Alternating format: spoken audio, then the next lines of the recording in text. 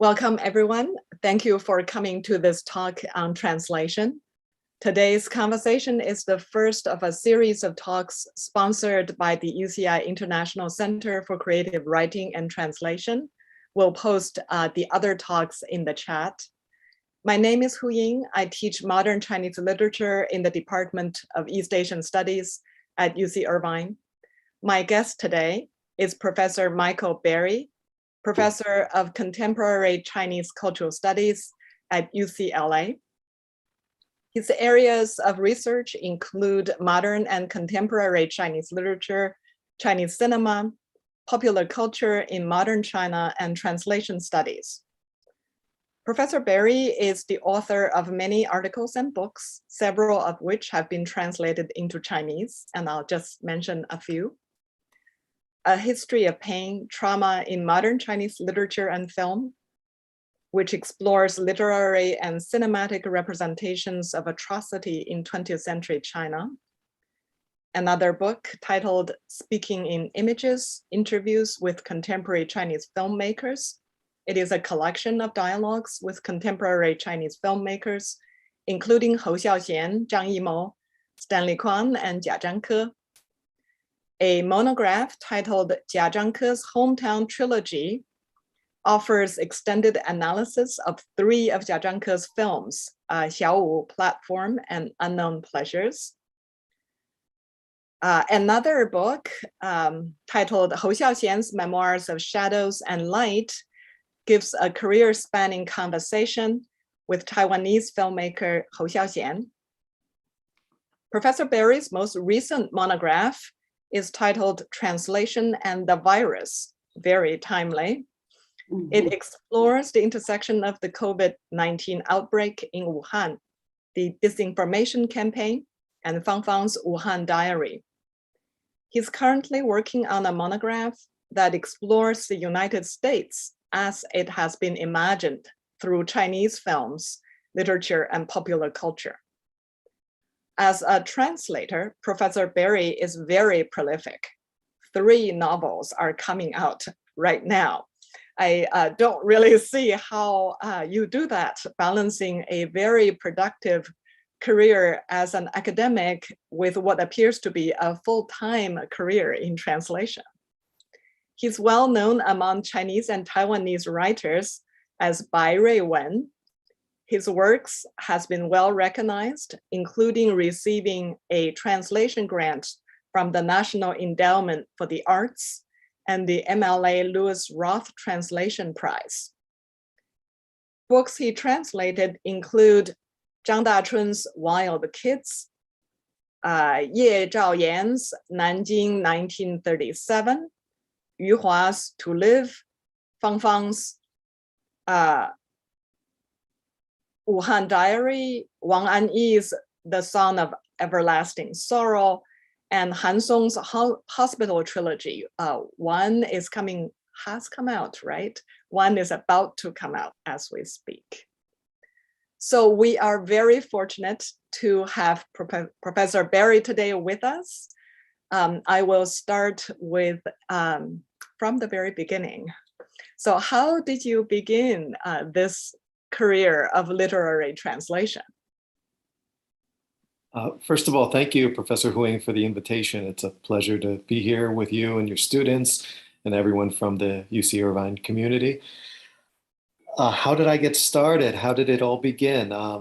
Yeah, that's the big question, right? Because you can always you can always trace it to an earlier time period. And so I think there were seeds that were planted early on for a kind of love of literature, even in high school with, English classes that I took, and a very influential high school teacher started introducing me to literary works. And then my early time in college, just kind of having something of an epiphany where during my freshman year, where you discover just the wealth of literature, not just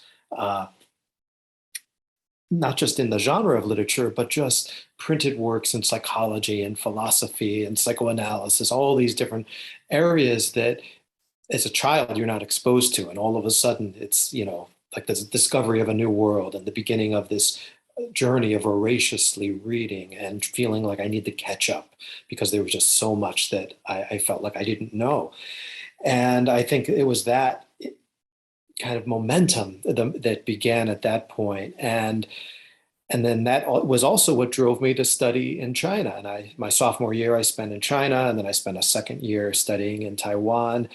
And it got to the point where I was getting close to graduating from undergraduate, and I didn't have anything lined up. And I worked part-time jobs as a waiter. There were various things I could do in the summer as I was figuring out what to do. And I just thought, what can I do that will utilize my language skills?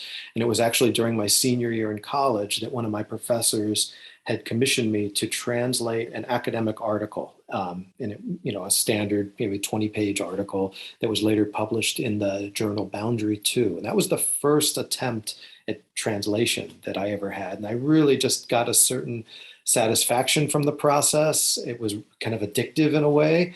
And I found it almost a detective-like journey because it was a work of literary criticism. And I not only translated it, but I went and tracked down each and every one of the books and authors that are mentioned in the article. So it kind of opened up all kinds of doors for me. And so that was the beginning, that article, and that was what gave me the confidence to maybe try a novel. And so it was also during my senior year as an undergraduate that I reached out to an author, sent him a fax, back when we used fax machines, and got permission to translate what would ultimately become my first novel. So that's kind of an abbreviated version of how I started to become interested in translation. But I think it really came down to trying to do something meaningful with the language skills that I had acquired during my undergraduate time and try to make some of these incredible works of literature in Chinese that were just not available in English and trying to make those available to a broader audience. So that's where it started. Right. Yeah, I completely appreciate your point about translation being addictive. I haven't translated 1/10 of what you have, but I feel it. I feel like I keep telling myself that if I had more time, I would translate more. So on that point, you hold a academic position which has many demands, and yet, you have a stack of translation. How do you do that? There's no secret and there's no shortcut. It's really just putting in the time. In Chinese, there's the saying, 吃苦耐劳, just working hard. And, um, I don't think I translate particularly quickly. I don't think I have maybe even a natural gift. I think it's really just hard work and a lot of investment and time. And of course, I do have the benefit now of 25 years of experience. And I think it does get easier the more experience you can draw upon your previous experience and you build upon that. And so that does make it a little bit easier. But in short, it's really, you get out what you put in. And I just feel it comes from trying to come up with a balance between my academic scholarship and teaching and administrative chores with also translation. But I've always felt it's an integral part of what I do as a scholar. And I think it really comes down to, I remember in grad school thinking about this really seriously, the fact that so much scholarship, say in my field of modern Chinese and contemporary Chinese literature, so much of the scholarship being published is often about works of literature that aren't available, at least at that time were not available in English. And it raised certain questions of self-doubt.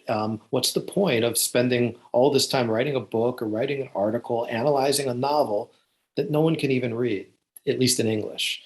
And so that made me really feel that there's an importance in striking a balance between doing that serious scholarship, but also making those works, or at least contributing to the larger project of making those works available in English. And so I've always tried to have some kind of a balance between translation activities and scholarship. And sometimes it tips more further in one direction or the other. But it's certainly, no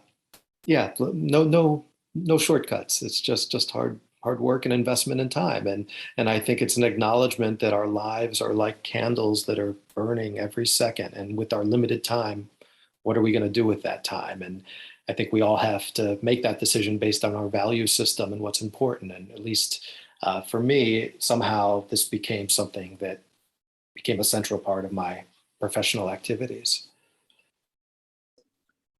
Right. So looking at the works that you have translated, they present rather different challenges, don't they? I mean, not just that writers with very different styles, but different registers in the Chinese language. I mean, when we say Chinese, they're really not necessarily writing in the same language in a way.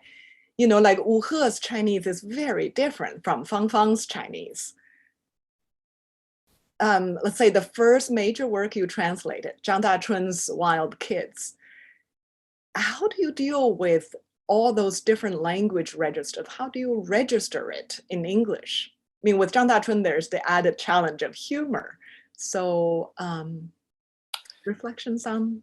Yeah, so I think one of my goals as a translator is not to have my own style. If I have a style, maybe it's in the selection of works. There's a certain themes that I come back to over time. But in terms of the actual language, it's more about being an actor and being malleable and being a conduit to let the voice of those authors flow through me and come out. And each one of the major works that I've worked on has had its own unique set of challenges, and each one has represented a different register of language, or maybe, as you hinted at, maybe it's a different language altogether, because they are using such different vocabulary, engaging with different historical time periods, just a completely different stylistic approach. And so my job is to try to internalize that as best as possible, and then try to always, one question I'm always asking myself, and this is why I often tell students of translation this, is ask yourself, how would this writer approach that sentence or that paragraph or that thought if he or she were writing it in English, and if English is your target language? And in answering that question, that requires often, naturally, it's a big betrayal often of what the word for word literal meaning of that original work might be, but you're trying to get at a higher degree of loyalty, so to speak, in terms of how that language should best be presented in the target language. But each of those works, I mean, Zhang Dachun, there was a whole set of challenges in terms of the humor, because it's a contemporary satire. And so one great challenge in translation is always humor. I mean, look at films, and comedies are a genre of, unless it's slapstick and body humor, using your body to, create laughs. Humor is often very difficult to translate in cinema, and often a comedy in one country will fall flat on its face in another country. And for me, translating humor is always a big challenge. And so for that book, which is just filled with Black humor and satire, it was trying to hit the right notes and hit the right beats. And what I mean by that is, if you're reading it in Chinese and there are moments where you laugh out loud or you snicker silently to yourself, I hope the English reader has that same response when they're reading those same passages. And so finding a way to make the jokes work and to make the rhythm work is always a challenge. That book also, there were some unique challenges because of the almost encyclopedic knowledge of that writer, Zhang Dachun. And so he would reference the Black Sea Scrolls and reference the Bible and reference Sartre and Camus and existentialist writers. But the problem is, he's a writer known for mixing fact and fiction. And so as a translator, sometimes I would, of course, if he's quoting Sartre, then I'm going to go and find the translated edition of that work and quote the official English translation for that sentence. But sometimes I couldn't find it. And then I have to go back to the author and say, wait, did you really quote him, or did you just make this up? And probably half the time he made it up. And meanwhile, I had gone on this wild goose chase trying to track down source material that actually didn't exist because it had been fabricated in some cases. And so, and this was, I won't say it was pre-internet, but this was the infancy of the internet. And so unlike today where you can find so many things online, I physically visited an Episcopalian church and spoke to a priest about a quote from an Episcopalian holy book that he referenced in the book. I mean, that's the level of commitment and kind of treasure hunt that you had to go on to track down all of these sources. So just in that book, those are just a few of the kind of challenges that I had to approach as a translator. Yeah, and then another kind of challenge, which I can see in your academic work as well as your translation, is your focus, maybe not a focus, but at least one of the major topics that you work on is pain and trauma. And that comes out in your translation of Fang Fang's Wuhan Diary. So pain and trauma, and there are people who feel very painful about such matters, and they can get very strong reactions, especially when it's dealing with a very contemporary topic such as COVID-19. So how did you gauge? I know you had a great deal of pushback from maybe not even readers, but just netizens responding to your translation of Fang Fang's diary. How did you gauge what is legible to what sector of audience, and how to deal with, how they read your translation, and how you would contextualize a translated text? Yeah. So the Wuhan Diary was a really unique translation experience for a lot of ways. Firstly, it was, we all know about simultaneous interpretation. This was a work of simultaneous translation. So she was still writing the diary as I was translating it. And I was about a month behind her in terms of pace as this. And for those who don't know about this diary, this was one of the first kind of real-time accounts of the first major citywide lockdown during the COVID-19 pandemic. So from January through March of 2020, Fang Fang wrote a series of 60 diary entries, which went viral in China and had tens of millions of readers. And so I was translating this as she was writing it, and eventually it became the target of really a nationwide disinformation campaign, which would last more than 18 months. So my approach, it varied over time because it was such a protracted campaign. How I approached it also transformed over the passage of time. But number one was to not stop, to not be intimidated by the death threats and the attacks and the disinformation, and to kind of double down and continue with the translation and make sure that I wasn't bending in the wind to these threats. I thought that was really essential because it was an important work. And this was an author whose voice was already being silenced in many ways within China. The book still hasn't been published in book form in China, and the author now can't publish anything. And even her older works are not being reprinted in China. And so it became, I think it was born out of a certain ethical commitment to do something meaningful and important during a time of great uncertainty, and a time when a lot of people were really suffering in Wuhan. And I think a lot of people around the world were quite uncertain about what the future of this virus would be. And I think we wanted to kind of sound an alarm to some degree to warn people and try to pass on some of the lessons that Fang Fang had learned through her experience early on. Over time, that transformed into kind of an ethical commitment to the writer herself, and to make sure that her voice was heard, especially as she was silenced. And so not only did I complete the translation, but then I committed to her in a sense by translating 2 other novels by Fang Fang, by writing a monograph that documented what she and I had experienced during that period. So it really was quite transformative in a lot of ways. I mean, my whole academic trajectory was kind of moved into a new realm during this period as I put other projects aside and just fully embraced, did my best to try to champion Fang Fang and get her voice out there during this time of great uncertainty. But, and then in terms of actually engaging with these trolls, Of course, there's a temptation to really directly get on social media and respond to them. But when they number in the thousands, and everything you say is immediately picked through and little details are taken out of context and twisted and contorted, it was clear that wasn't probably the most efficient way to proceed. And so I ended up using official platforms like an op-ed in the Washington Post, or writing an afterword to the actual translation that kind of put my perspective out there, doing interviews with official media outlets where I could try to send out an alternative perspective in opposition to the trolls, and then ultimately writing a book that tried to set the record straight. And so those are some of the things I tried to do to kind of navigate what was happening. Right. And you were just telling me earlier that the two novels that you are translating, written by Fang Fang, are having a hard time finding publishers. And this is from a well-known author and a well-known translator.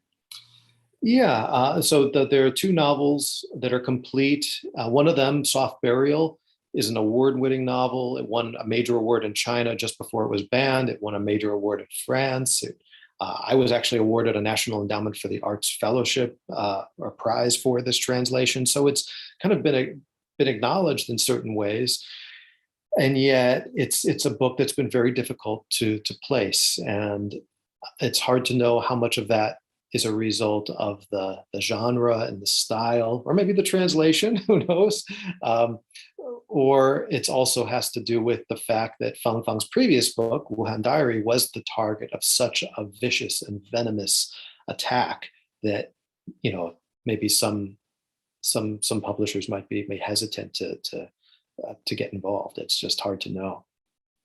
Yeah, but I'm hopeful and optimistic that it will find a home somewhere. Yeah. Right. I certainly hope so. That degree of repercussion is really quite shocking.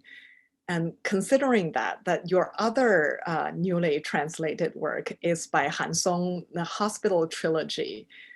I'm recently reading it. The premise is that an entire city has been turned into a hospital where everybody is being treated as a patient. It's the era of medicine. Considering what is going on right now, are you concerned that, or do you anticipate a similar kind of online vitriol as you faced earlier? I don't. I really don't. And I certainly hope that the trolls won't come out against Hospital. It's, you know, it's a work of dystopian science fiction, and it was written, you know, many years before the pandemic. It was actually, volume 1 was written published in 2016. And in the subsequent 2 volumes were published a year apart. So 2016, 17, and 18 is when the original Chinese trilogy was published. My decision to translate it, I think, to some degree was informed by the pandemic, because we all of a sudden were living in this dystopian reality where, I mean, every day, even right now, every day, the first thing I do in the morning is I wake up and I log on and I download my children's health QR codes, so that, because you have to scan them so I can drop them off at school. That's the first thing I do in the morning, you know? And so these kind of mundane aspects of the infiltration of this new biomedical world that we're now living in, between masks and vaccines and QR codes, is really quite pervasive and transformative. And it's somewhat, it makes Han Song's novel almost prescient in a certain way, that it almost is foretelling this strange world that we now find ourselves in. Of course, his is a very disturbing and twisted and dark universe where everything is part of a hospital and every citizen is a patient, and the entire city is this massive, strange place. But I found it in some ways kind of cathartic, and also on a personal level, as someone who's dealt with chronic illness for more than a decade, I think that's what actually initially drew me to the book, was the ways in which it took aspects of our, you know, medical universe. If you've spent a lot of time in hospitals and getting tests and seeing specialists, you know what that universe is like, and And somehow the science fiction mode was able to approach that in a way that was much more powerful than any realist account that I've ever read. Very looking forward to reading your translation. Thank you. Yeah, it's been and then this one also had its unique set of challenges. And so each book, presents itself kind of a new maze and new riddles that you have to solve. Could you say a bit more about the challenge of Han Song's work? I mean, his writing is, his writing is prescient, and yet his style is hardly realistic. Right. And part of it is because it takes place in this alternative universe. Usually, if you're translating almost any realist fiction or historical fiction, you have a certain point of reference that you can always go back to. And here, there will be pages and pages of descriptions and dialogue of things that I've never encountered. And I don't think anyone has ever encountered, not in Chinese or in English. And as a non-native speaker of Chinese, when I'm reading realist fiction and there's dialogue and there's description, I have a pretty good rooted sense of where I am vis-a-vis the text. In this case, sometimes the language is so strange and so contorted that I almost have to do a double take and check is that really what he's saying? Is he really talking about a floating loaf of bread, floating in the universe or something? And also there's a deluge, just an inundation of medical terminology. So there'll be paragraphs where it's just a list of tests. They sent me to do a ultrasound and then a echocardiogram and have my blood platelets checked, and then also to do a bone biopsy. And there'll be 20 different tests that are just listed. And so, some of these are terms you're quite familiar with. A lot of them are very specific and rather esoteric type of medical procedures that an average person wouldn't even know what they are. And so it kind of threw me into that universe. And then there were also, and this is something I talk about in the afterword to the book, there was an issue of textual variance, which is probably most interesting for translation studies scholars.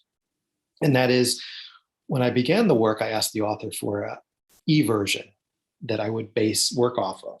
And he sent me an electronic copy. And that's what I worked on for most of the book. And at some point, I discovered there were major differences between the published version and the version that the author had supplied to me. And then later, that set the author and I on this journey to reconcile these two different versions. And the new version that he sent me had some aspects that he thought was better than the published version. And there were other aspects where he still wanted to retain elements from the published version. So basically, it was a science fiction novel where I was thrown into an almost science fiction world with two different textual variants from alternative universes that we were trying to reconcile. And that also led to a very deep collaborative relationship with Han Song, probably closer than I've ever worked with any novelist. He actually speaks very good English. And so he was actually also making direct changes to the translation, adding paragraphs, deleting paragraphs. And it led to a highly collaborative, highly creative relationship, but also highly challenging because we're constantly navigating these different versions of the novel. That is fascinating. This, what you call collaboration with the author, it gives the translator a role that we don't usually associate with translators. I mean, I remember hearing from another translator of Mo Yan, who in the moment of frank speak, described himself as persuading the author to write in certain ways that was not the published version. Now, were you ever in that situation where you felt that for the English-speaking audience, a different phrasing or even a different perspective might be more accessible? Yeah, that's something you're constantly navigating with translation. This is, the old kind of tightrope that translators walk between loyalty to the original and readability in the target language. That's something I think we all navigate in different ways. And I think each project calls for a somewhat different approach. And it's not just the project, but also if it's an academic publisher, if it's a commercial publisher, the type of book, if it's a highly experimental novel that's already going to be very challenging, you might take one approach. If it's a work that's meant to be commercial and have a broad readership, you might take an alternative approach. But we're constantly kind of working through how to, on the one hand, really make sure that the author's voice and intentions and kind of spirit of that original text are best represented in the target language. So yeah, I don't have a one-size-fits-all answer to that question. It really depends. It depends quite a bit on the work. And like for instance, for Han Song's novel Hospital, I think it might be the first time I've ever translated a full novel and not added a single footnote. And there were certainly dozens of footnotes, probably hundreds, that I could have added. But I just felt for some reason that this was a novel that didn't need it and maybe didn't want footnotes, if that makes sense. It just, and it might also be a product of where we are historically with the evolution of technology, and everybody has phones and Google at their fingertips. And I think it's easier for readers if there's a proper name that appears in a text that they're unfamiliar with, they can just search it in 30 seconds rather than needing that footnote hand delivered to them. And I think that may have also impacted my decision to go footnoteless for that particular text. But yeah, it's something I think we're always returning to, that is that question. Right. About footnote, my sense is that generally editors, at least for commercial publishing, are quite averse for including footnotes.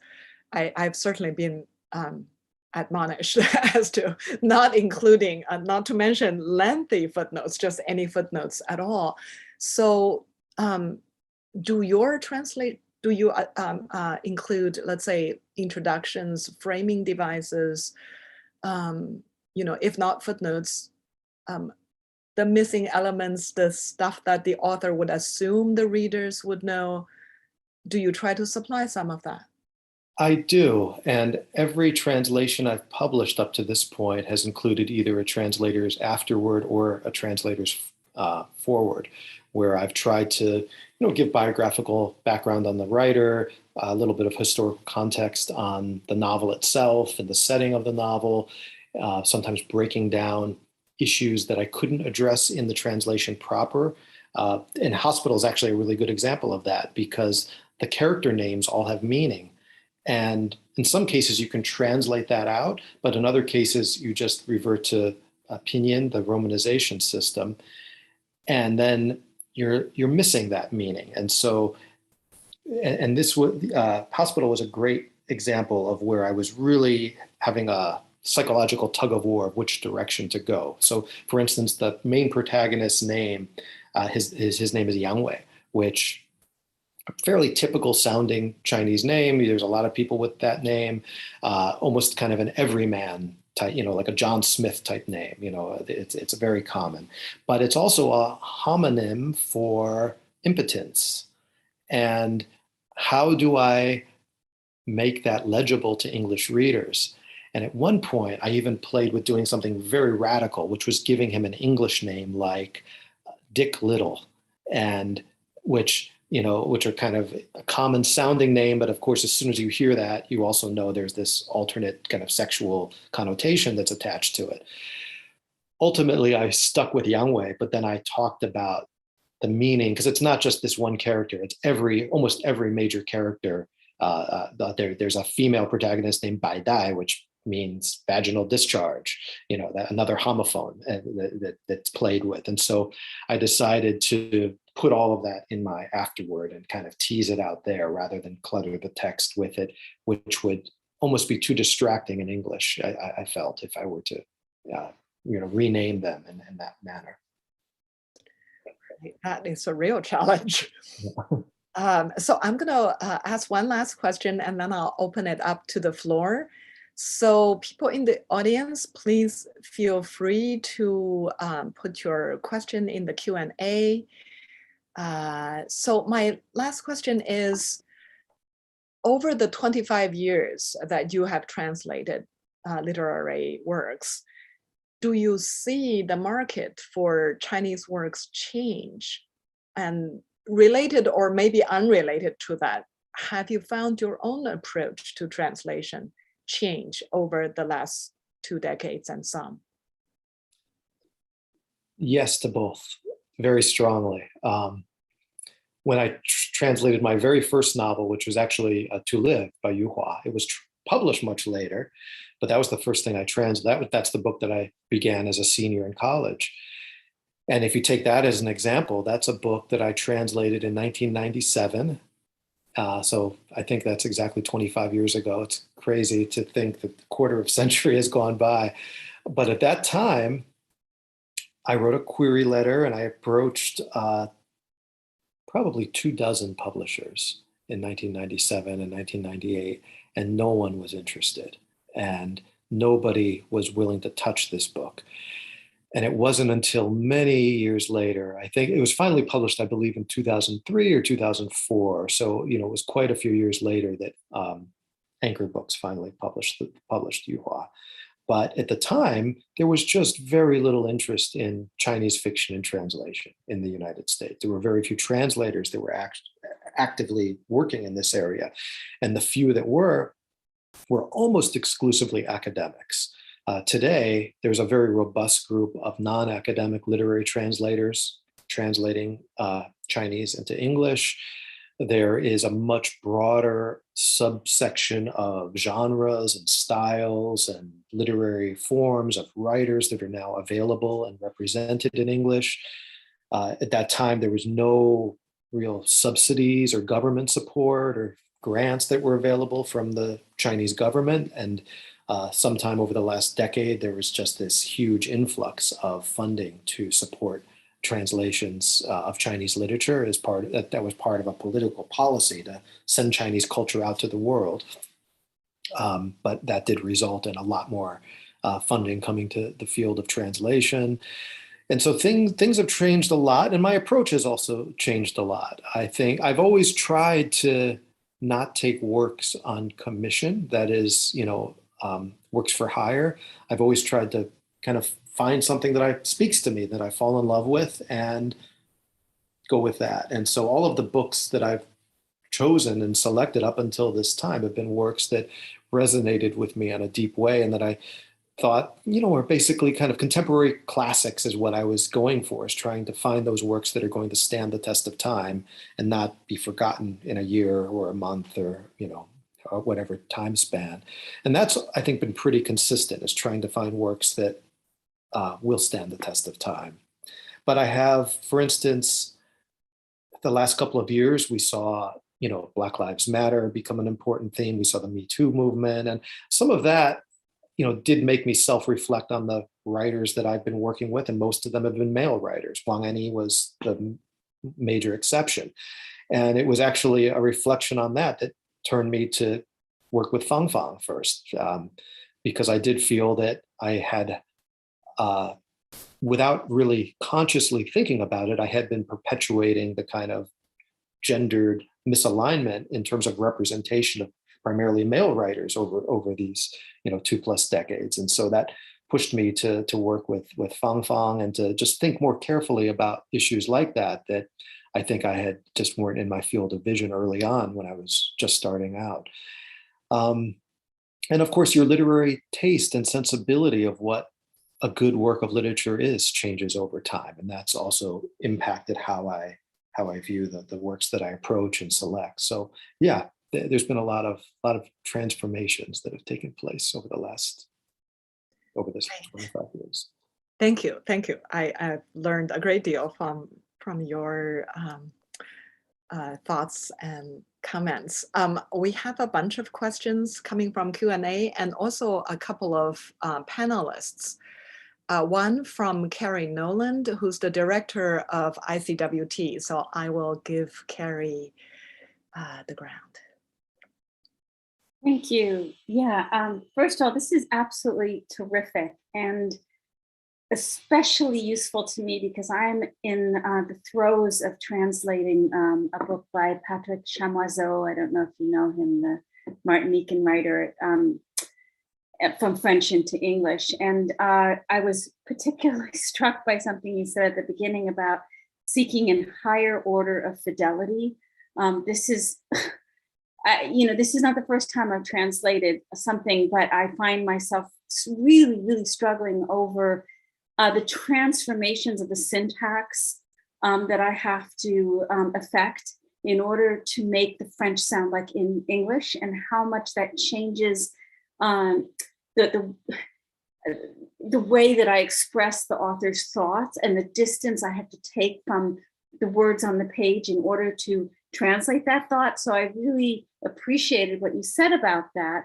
I don't know your scholarship, so I don't know how much you talk about not just these practical problems, and I've really appreciated that you've touched on so many of them, but also the theory. And so now I'm going to make an admission, which is that having translated as I have grown suspicious of translation theory, because the theory doesn't seem to respect, because it is theory, because it has to be global, it has to be generalizing and synthesizing. It doesn't seem to reflect the peculiarity of the problems that each text poses. So I was wondering if you could speak to translation theory and give me some sense of your own approach to it. Yeah, so it sounds like I'm pretty close to you in terms of my engagement with translation theory. And I early on, I remember when I started translating my very first novel, my advisor at the time gave me a copy of Walter Benjamin's, The Task of the Translator, and I read a few chapters from that essay, and then a few chapters of his other work, and then later on over the years, I would read, I've read some, Larry Venuti and some of his work, but I've never found much in translation theory that's guided me as a translator. And the tools that I use as a practical translator, I feel don't always overlap with the theoretical approaches that I've read over the years. And I don't consider myself a translation studies scholar. I do consider myself an active practicing translator, but I don't really engage too much with the theory. And I don't feel that it can be informative. And when I teach translation courses, it's mostly on the practical aspect, although we do read some theory in the class. And I think, and basically giving students tools on how to describe what they're doing, like what's over translation, what's under translation.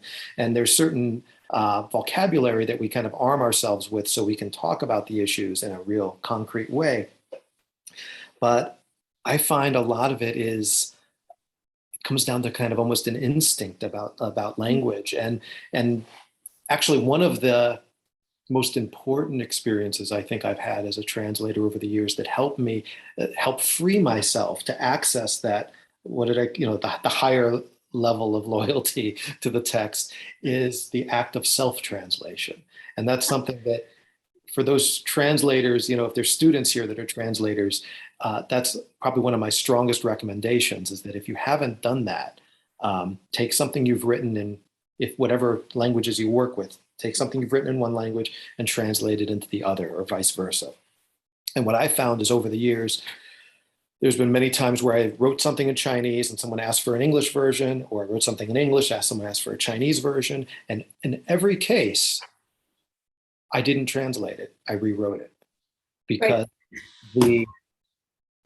what aesthetically works in one language, and what works in terms of just the prose and the sensibility of rhetoric and language, is just very different in the other language. English and Chinese are very different languages. And there are essays that you'll read in Chinese that read beautiful and perfect, and you translate them literally into English and they just sound gaudy and flowery and just ostentatious. And it's because, you know, these languages function different, and the reader's approach to these texts are different. And so for me, what that experience has done over the years, doing that enough times and rewritten enough essays enough times, it's given me a lot more confidence in approaching other people's work, to have more liberties with them than I may have had earlier on as a younger translator, where I felt more deeply chained to the source text. Now with that in my hindsight, I can have more confidence that if I really want to be faithful and loyal to this writer and what they're trying to convey, I need to take these liberties, because that's even what I would do with my own writing. And how far you take them, you know, that, of course, that's a delicate question, but in short, I'll just recommend any working translator, if you haven't done self-translation, do that, because I think you will find it to be a transformative experience, and not in and of itself, but how you will later approach other people's work. I completely agree with you. I've done self-translation twice and entirely rewrote the thing. We have 2 more questions from our panelists. How would you like to do this, Michael? I can read it out, or you can read it. It's why don't you go ahead and read it, because I don't know which ones you're selecting. all right. So this says Humanities Center. I think it's from Ryan. Wuhan Diary sounds not only illuminating for our present understanding of society's response to the virus, but also dialogues with the future. This diary will no doubt be a primary source for future generations of scholars seeking to understand this moment in our history. Can you reflect on your translation as something that speaks to that future reader or scholar? Yeah, thank you. You know, the Wuhan Diary, I think in many ways, there was a deep sense that I was navigating through different temporalities as I was translating it. And part of it goes back to that, what I said earlier about this simultaneity of the act, because she's writing and she's a month ahead of me, and I'm, but what it boiled down to was kind of navigating this different sense of time, because what Wuhan went through in January and February, I'm in Los Angeles, you know, Los Angeles went through in March and April. You know, we went through this, all the things that she talked about, from how shortage of face masks and people, you know, trying to, you know, buying these jacked up face masks that people were, you know, gouging the prices from, or trying how to order online groceries, just dealing with the stress of the lockdown. So much of this was not only of the moment for what she was going through, but it was foretelling what we were all going to go through in any city around the world that went through a lockdown. And so there was this sense of her not only documenting what was happening in the here and now, but also serving as a warning and kind of a crystal ball to what so many of us were about to go through. And now, you know, 2+ years later, it's also emerged, I think, the text has taken a certain space as a historical document, because what began as an isolated outbreak in one city is now it's an era, right? The COVID era, you know, and so it's really kind of a historical document of what happened during those early, you know, first 3 months. And what's important about it is, unlike CCTV or Xinhua News and other state media in China that was reporting in a very sanitized and manicured fashion, this was raw. There was an explosive urgency to what she was writing. She was writing every day between, you know, roughly 1,500 to 4,000 words, sometimes over 5,000 words a day, and then just blasting it out that night. And there was no editorial intervention. It was just her, very pure, very true, and trying to document what was happening. And so that kind of a record, I think, is important. And also the probably most important, I think, are some of the lessons that evolved out of the diary that are also very useful for all of us. And that ranges from very mundane things like face masks and quarantine policies, and the importance of adhering to some of these, right? Unlike here in the US, where we had people raging against masks and raging against quarantines, there was a certain just medical knowledge there, but there was also a way in that Fang Fang in that text was able to pinpoint many of the intersections between the COVID-19 era and themes like racism and discrimination. I mean, we all know about the way in which members of the indigenous community and Latino and African American community suffered much more greatly during, especially the early period of the lockdown than other demographics. And of course, the surge of racism against Asian Americans and maybe members of Pacific Island community here in the United States, as well as many other countries. If you read Fang Fang's diary, like the first couple of entries, she talks about people from Wuhan being discriminated against when they travel to other provinces in China. And there it is, at the first month of the pandemic, already you're seeing the intersection of these two kind of different types of viruses, of discrimination and the pathogen. Later on, as she became the target of this online hate campaign, you saw the intersection of political extremism, of online violence. These are all things that, disinformation. If you lived in the United States in 2020 and the era of Donald Trump, I think all of that should be very familiar, this political extremism, political violence.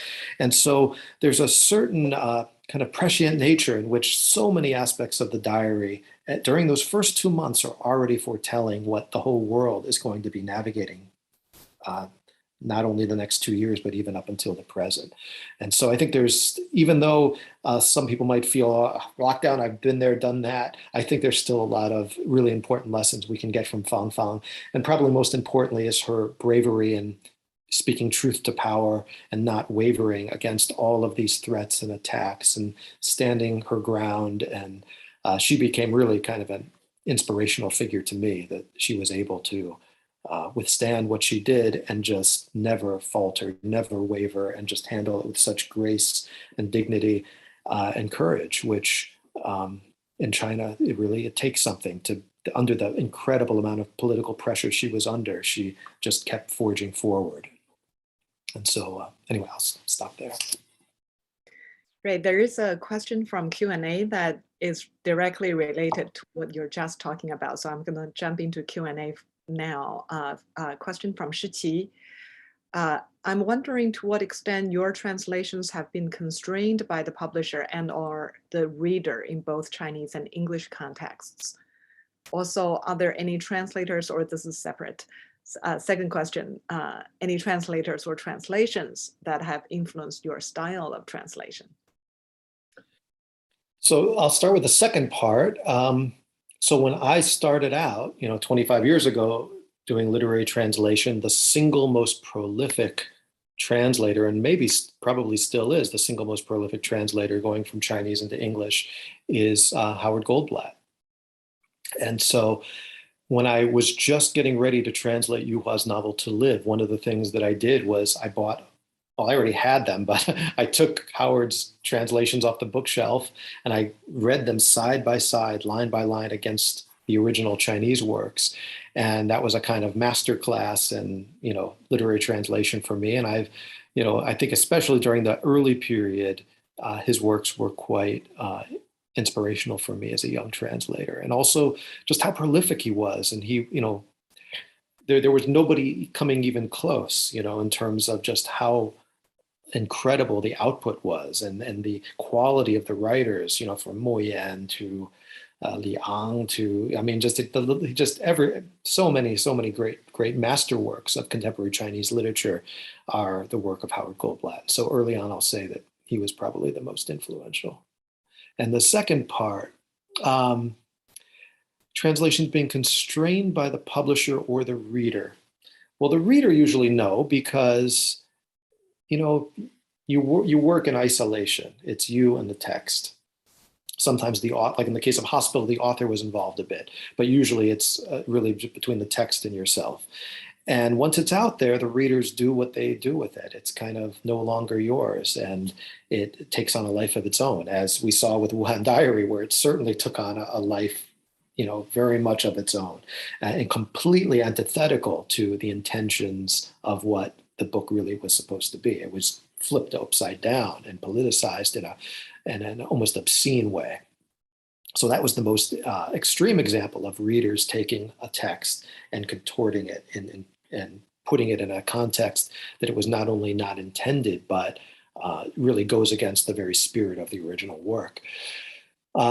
As for publishers, there have been minor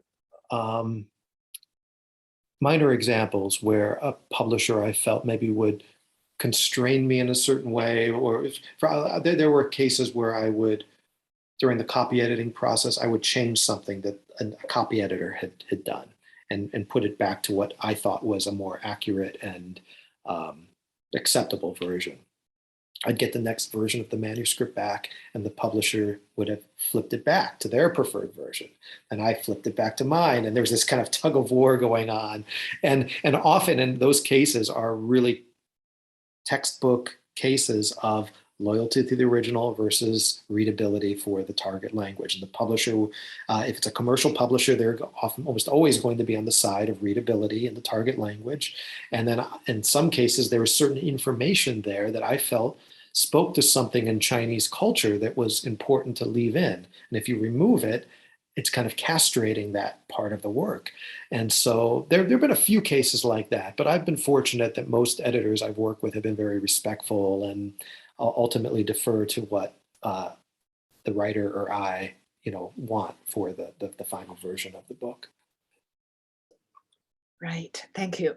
One more question from the panelists.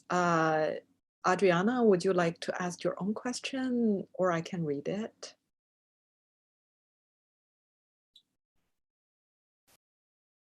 Yes, I was just curious about, you mentioned over-translation and under-translation, and I was just wondering exactly how you read those terms. So what would over-translation look like in your sense? So it would be when there is certain content in, let's say in Chinese, there's, let me think of an example. So over translation, let's say we have a sentence in the original where there are certain historical details that would be evident to any Chinese reader, and they don't need elaboration. And in translating it, you feel that you need to provide some extra context. And so maybe a line by line, so let's say the original said just literally something like, it was 1966 and I had just graduated. And then you translate it as it was 1966, the year the Cultural Revolution had begun, and I had just graduated. And so that would be an example of over-translation where you're kind of adding new content and details to the work, which you feel are essential for maybe the historical context that the reader might not get otherwise. But I mean, that's one example. You could blow that up even more. And in some cases, like there's the notorious case of like Evan King translating Rickshaw Boy, Lao She's classic book, where he just rewrote sections or would add a whole paragraph or add an extra sentence. And so there are kind of egregious examples like that. And then under translation would be basically omitting materials that were present in the original Chinese, and then in your translation you feel, oh, the reader doesn't need to know that, or that nobody's going to understand it, I'll just take that part out. And so what was a 30-word sentence becomes a 10-word sentence because you just edited something out.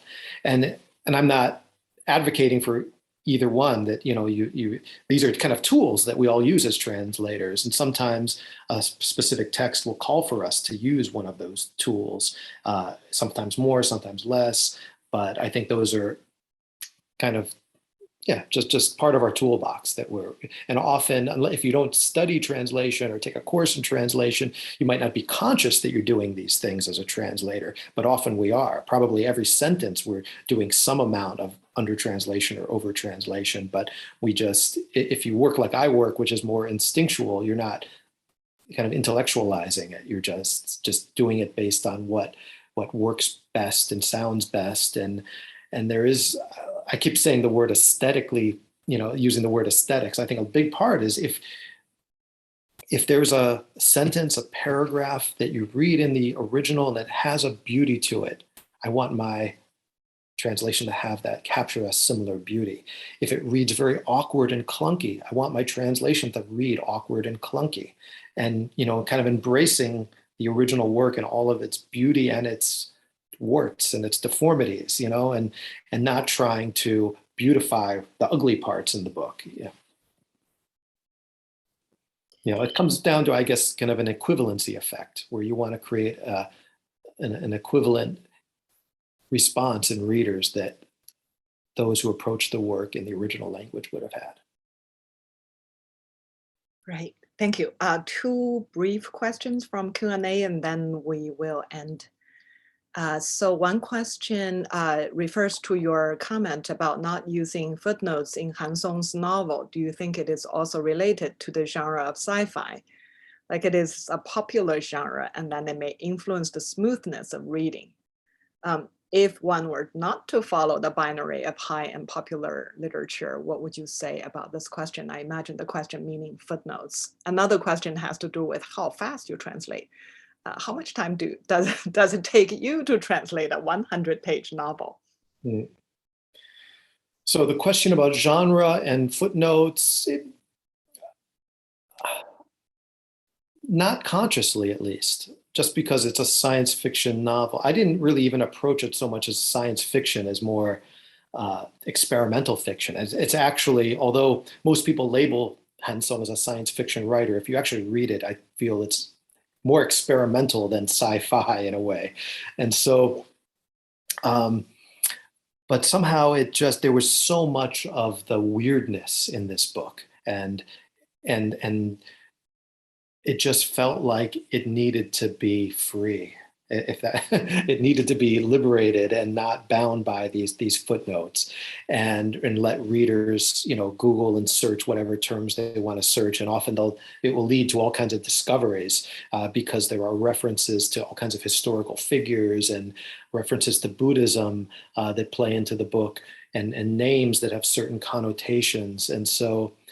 But I didn't feel like this was the kind of book where you needed to hammer the reader over the head by spoon feeding them all of that information, and it would be up to them to go on that journey themselves.